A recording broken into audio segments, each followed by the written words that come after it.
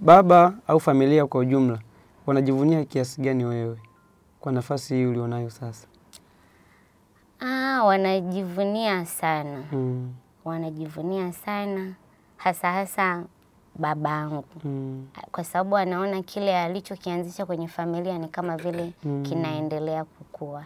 Wanajivunia sana kwa nafasi ambayo nafanya. Tangu ni watu wajue kwamba najua kuimba, nimekuwa nikisafiri parokia mbalimbali hasa kwenye watu wakiwa wanatabaruku kanisa. Nimekuwa nikienda kwa ajili ya kuimba litania, kwa ajili ya kuimba zaburi, unakuta unatoka hapa mpaka Songea, unatoka hapa mpaka sijui wapi. Kwa ile inamtia nguvu baba, yani anajivunia sana. Tukumbuke umetuambia unaishi Ununio. Hizi connection zako za majimbo mengine zimetokana na nini? Huwa unazipataje? Ni status tu kwenye WhatsApp yangu. Ninapoweka status kwa bado situmii mitandao ya kijamii sana. Huwa tu na posti. Kwa wale marafiki nilionao ndo huwa wanapostia tena watu wengine. Kwa mtu ndo wanashare. Kwa mtu ndo ataona sana hizi zinapitia kwa marafiki zangu na mapadri pia.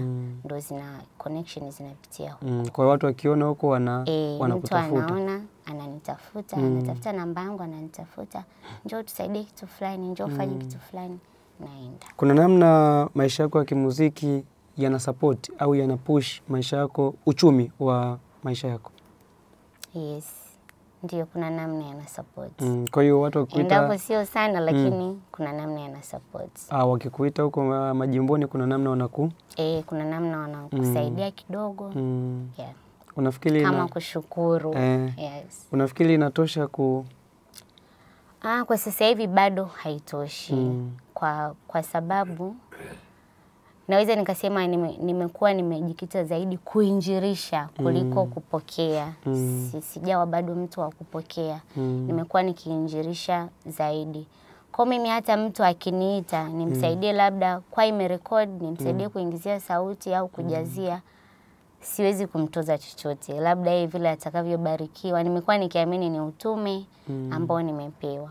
Kwa kile atakachonipa mimi nashukuru. Kwa hiyo kwenye maisha yangu ya kawaida haisupport kivile, lakini wana support kama hivyo. Hongera sana. Asante.